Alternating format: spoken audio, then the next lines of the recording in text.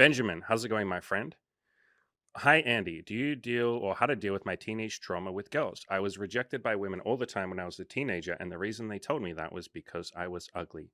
Okay, so the first thing that can really help, my friend, is I'm not sure how old you were, but you said teenager.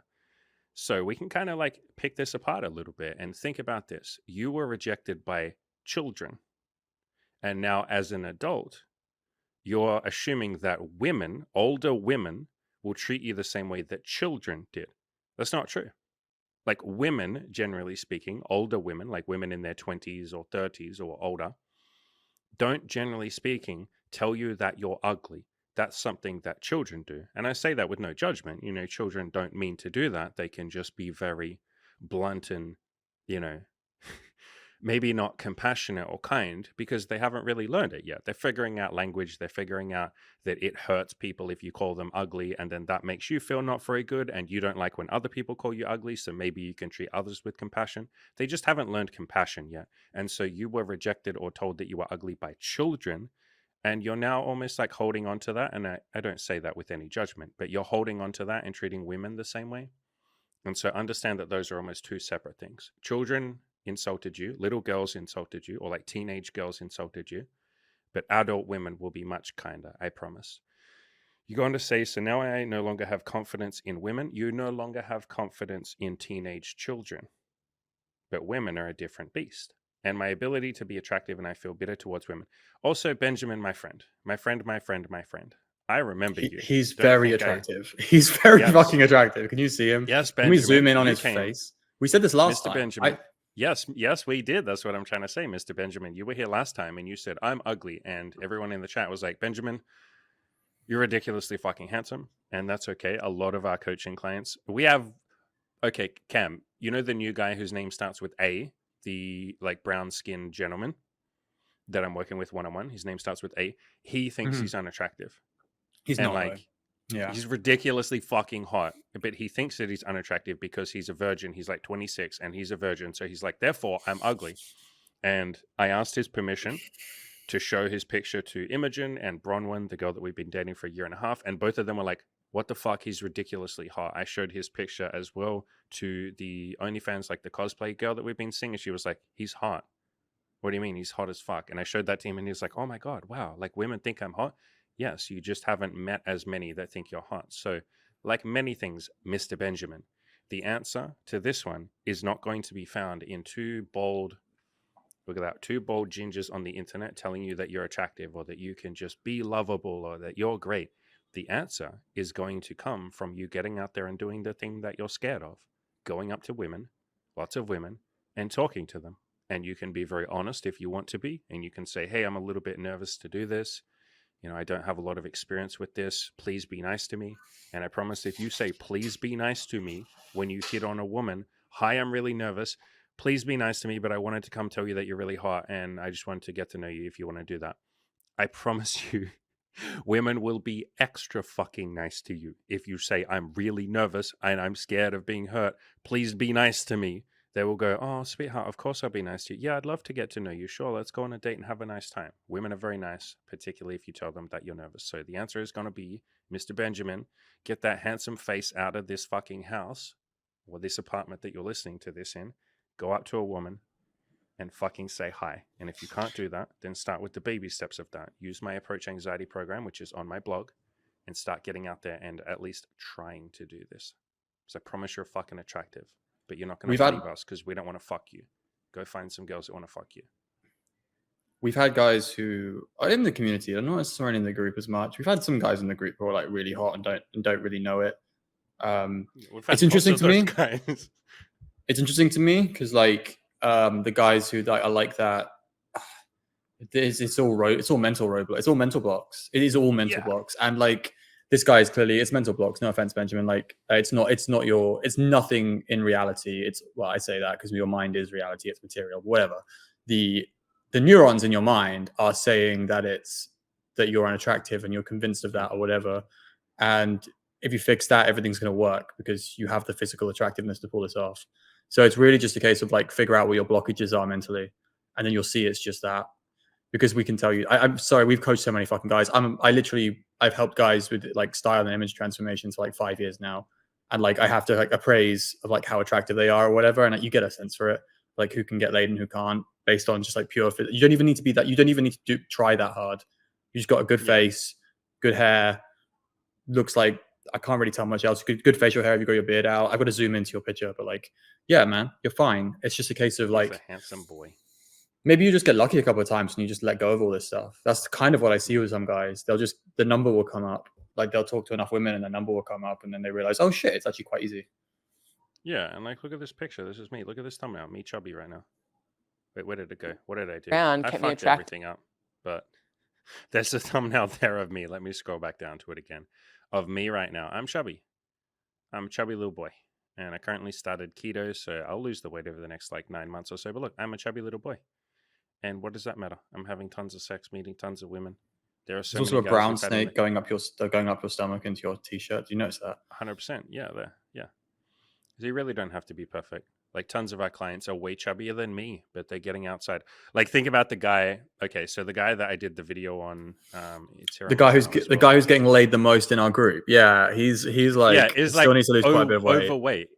I don't know if I'd say he's obese, but he's like not far off. No. I said the other day, there's no one who's like too overweight to not get laid. So it's like, yeah, sorry, don't Taco just said something. He said there's women out there who want to be fucked by monsters, you'll be fine.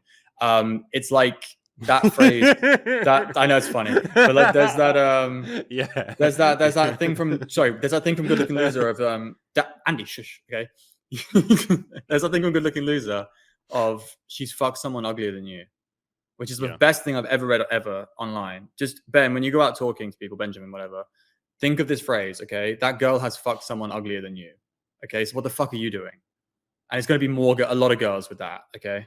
A lot of girls have fucked a guy uglier than you. Yeah. And again, like so on this, see what's on the screen right now? This video at the top here, it's called Extreme Honesty. I want to exchange orgasms with you. And I'm pretty sure this guy will come on my podcast when he'll come on the YouTube channel when he's done with his coaching. I don't know if he'll show his face. I think he'll want to be anonymous, but basically he's overweight. You could almost say he's obese, but he's definitely overweight. And he's getting laid the most in our coaching group right now. He's got like 5 women that he's dating right now, and he's going out and approaching and all of this because he's honest. He's just like, I want to exchange orgasms with you. He literally had a girl. Do you remember he made the big post about it yesterday, like 3 days ago. He had a woman tell him that he's very ugly, that he's overweight, that he's fat, that she would never sleep with him, and there's nothing attractive about him. And he was just like, cool, that's great, like beautiful. I'm going to go find the women that like me. Like literally a woman told him that the girl was like, I'm just going to use you for money and dinners. Yeah, that was interesting. Yeah.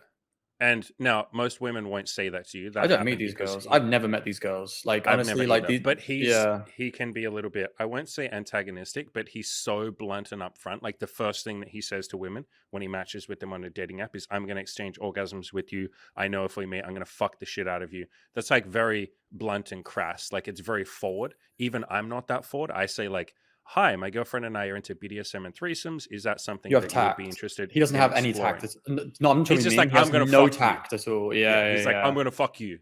And so he's doing that mode 1 stuff. Mode 1 is specifically non-tactful on purpose because you're trying to get a reaction that says yes or no really quickly. And like some of us are just like, I prefer to be like socially acceptable with but I'm honest and I'm upfront, but I'm also like socially acceptable. And to me, that what he does is like, doesn't really count as like socially acceptable. You wouldn't be able to say, if your grandma was overhearing the interaction, you couldn't say that. But I could say that with the way I talk to girls, my grandmother could be like like my mom or my grandmother could be next to me and I could say what I want to say to the girls and it would still get my point across. But he would not be able to say that with his grandmother like next to him. Do you know what I mean? That's like the level I would say is how I would describe it. Yeah. And to be very clear, say whatever you want. We're just trying to say that him being so blunt and crass can sometimes mean that women get a little bit. I'm not. I really admire it. I really admire because you and me have gone through phases of doing it like that as well, like going really forward. Especially you. I remember when you were like almost testing Tinder. I remember you talked about because you basically ran experiments on Tinder, like seeing what works. I tried writing. You went really blunt. Yeah, I know wrote you like did. anal ? As like the first message. I would just copy paste anal ? To like 100 girls. By the way, that not a single girl met me doing that. I think it would I'm work surprised. I'm so surprised. because I think more than anything, okay, I don't like to get hyper fucking analytical about messaging and all of that shit, but I was not putting in any effort. That's how I'd say. Like writing anal ? Is like fine. Do that if you're really attractive and you have something more to offer. At that point in my life, I wasn't super attractive. I didn't have a lot to offer. I didn't have the best Tinder pictures, and so it probably just came across as like lazy. This You were guy's not trolling. ultra. Realistically, that was trolling. I wasn't even Yeah, trying that hard. Yeah. that Even was I based. knew that I I wasn't would, being serious. Like, even if it was serious, it would come across as trolling, which is not what you want. yeah. So yeah, And remember that when I was doing that, I was a little bit more nervous with online dating. So I wasn't even trying as hard to meet people. I think trolling is a really good way of saying it. I was like half-assing it. And if a woman had replied and gone like, sure, I'll be over in 10 minutes, then like I would have been like, great. But when they follow up with like, ha ha ha, that's funny, I then wouldn't follow up with the message. Like lots of women replied, to be very clear. And they were like, ha ha ha, you can't just say that, ha ha ha. That could have been a conversation where I meet someone, but I wasn't trying very hard. So anyway, let's answer more questions.